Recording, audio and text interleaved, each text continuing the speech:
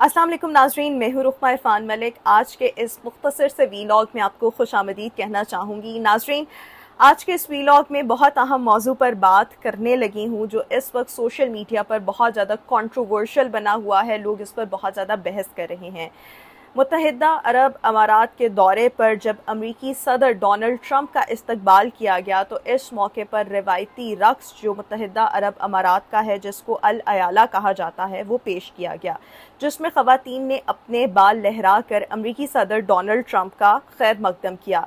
इस इस्तकबाल ने एक बहुत बड़ी कंट्रोवर्सी को जन्म दे दिया है। बहुत से लोगों का ख्याल ये है कि ख़वातीन का इस तरह से बाल लहरा कर अमरीकी सदर डोनाल्ड ट्रंप का इस्तकबाल करना ये ख़वातीन की तौहीन है, और कुछ लोग इसे सकाफ़ती रिवायत का हिस्सा करार दे रहे हैं। आइए इस मामले को समझने की कोशिश करते हैं। सबसे पहले हमें ये समझना होगा कि अल अयाला रक्स मुत्तहिदा अरब अमारात की एक नहायत कदीम ट्रेडिशन है जो अक्सर बहुत अहम मौक़ों पर की जाती है, बहुत ख़ास मेहमानों के लिए की जाती है। इस मौके पर ख़वातीन अपने बाल लहराती हैं, रक्स पेश करती हैं, जो कि खुशी की अलामत है, जो कि इज़्ज़त देने की अलामत है, और इस तरीके से जो आने वाला मेहमान है उसको बहुत ज़्यादा रिस्पेक्ट दी जाती है। लेकिन क्या वाकई ये इज़्ज़त का इजहार है, रिस्पेक्ट का इजहार है, खुशी का इजहार है, या इस जदीद दौर के तनाजुर में क्या ये ख़वातीन की तौहीन है? अब इसे देखना होगा। सोशल मीडिया पर बहुत से लोग इसको क्रिटिसाइज़ कर रहे हैं और बहुत से लोग इसके हक़ में भी हैं।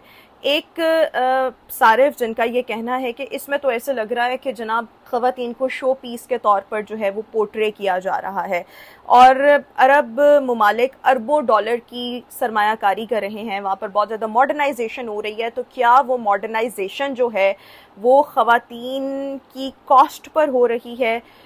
इसको देखना चाहिए। दूसरी तरफ कुछ लोगों का ये ख्याल है कि ये तनकीद मगरबी ऐनक से देखने का नतीजा है, और हमें दूसरों की सकाफत जो है या उनके ट्रेडिशंस जो हैं, उनकी वैल्यूज़ जो हैं, उनको समझना चाहिए, उसको रिस्पेक्ट देनी चाहिए। मेरे ख्याल में यहाँ पर दो बहुत इम्पॉर्टेंट क्वेश्चंस जो हैं वो रेज़ होते हैं। क्या ये रिवायत वाकई ख़वातीन की इज़्ज़त के ऐन मुताबिक है या इसको बदलने की ज़रूरत है? दूसरा ये, क्या हमें सकाफ़ती रिवायात को आलमी अक़दार के मुताबिक ढालना चाहिए, जैसा कि सिनफी मसावात हैं? अगर ये रक्स ख़वातीन की मर्ज़ी से किया गया, उन्होंने अपनी विल से किया, फ्री विल से किया, और वो इसको अपनी सकाफ़त का हिस्सा समझती हैं, इस पर फ़ख्र महसूस करती हैं, तो शायद इसे कबूल किया जा सकता है।